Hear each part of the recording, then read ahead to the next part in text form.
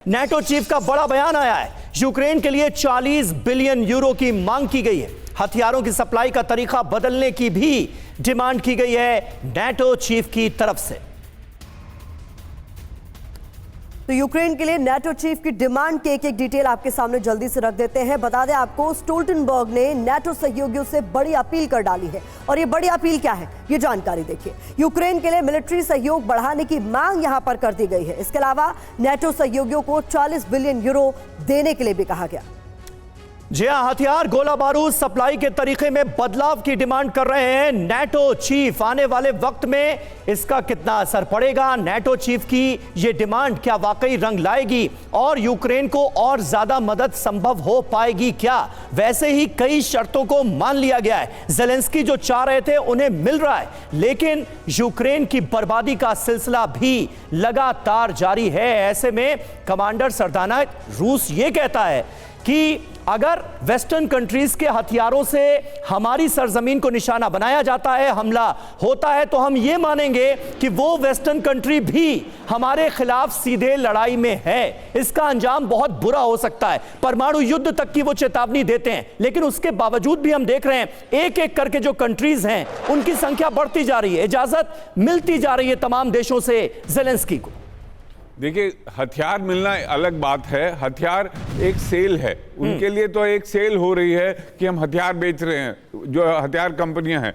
लेकिन इसका जो नुकसान है, उनको प्रॉफिट जरूर हो रहा है उन कंपनीज को जो हथियार दे रहे हैं, लेकिन बर्बादी किसकी हो रही है? यूक्रेन की हो रही है। इनको अंदाजा नहीं है। आज आप सबसे हथियार मांग के एक लड़ाई, एक गठबंधन बना के लड़ना चाहते हैं रशिया से। आप रशिया की काबिलियत को जानते नहीं हैं। नहीं सर, मैं बस ये जानना चाह रहा था कि जो वेस्टर्न कंट्रीज हथियार दे रहे हैं उनको भी क्या रूस से खतरा नहीं है? पोलैंड देखिए, पोलैंड अब आगे आ गया है। पोलैंड लगातार अपने हथियारों को देने की इजाजत दिया यूक्रेन को और उसके बाद लगातार पोलैंड के हथियारों का भी इस्तेमाल हो रहा है। तो पोलैंड पर खतरा नहीं है क्या? खतरा बिल्कुल पूरा है। रशिया के पास लॉन्ग रेंज वेपन से ये जितने देश हैं ये अपने आप को खतरे में डाल रहे हैं, एक्सपोज कर रहे हैं रशिया के अगेंस्ट। यदि रशिया यूक्रेन के साथ लड़ सकता है तो 4 मिसाइल इनके देश पे भी दाग सकता है।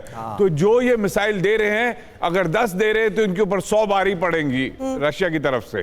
तो इतना खतरा लेना मेरे हिसाब से मुझे समझ नहीं आता क्यों ये देश रशिया से डायरेक्ट टक्कर लेने की कोशिश कर रहे हैं। और यही मैं समझना चाह रही हूँ राजेश जी, क्या ये पीयर प्रेशर है? अमेरिका ने कोई आदेश दिया और तमाम नेटो कंट्रीज पीछे पीछे चलने लग गई कि हाँ, हमें ऐसा करने की जरूरत है? क्योंकि हमने वो दौर भी देखा है जब बीच में कई सारे नेटो कंट्रीज ने मुखर होकर ये बात कही थी कि इस युद्ध को एग्रेवेट करने की जरूरत नहीं है, शांत करने की जरूरत। देखिए, अमेरिका जो है उसका जो रुख है विश्व शांति की तरफ जो है वो चेंज हो गया है। हालांकि मिडिल ईस्ट में वो युद्ध को विराम देना चाहते हैं, लेकिन यूरोप में और ताइवान में वो युद्ध को उकसाना चाहते हैं। तो नेटो कंट्रीज जो हैं, जो शुरू में थोड़ी रिलक्टेंट थी रशिया के अगेंस्ट डायरेक्ट जाने के लिए, उनको धीरे धीरे कन्विंस किया जा रहा है कि वो भी एक स्टांस, एक रिजिड स्टांस लें।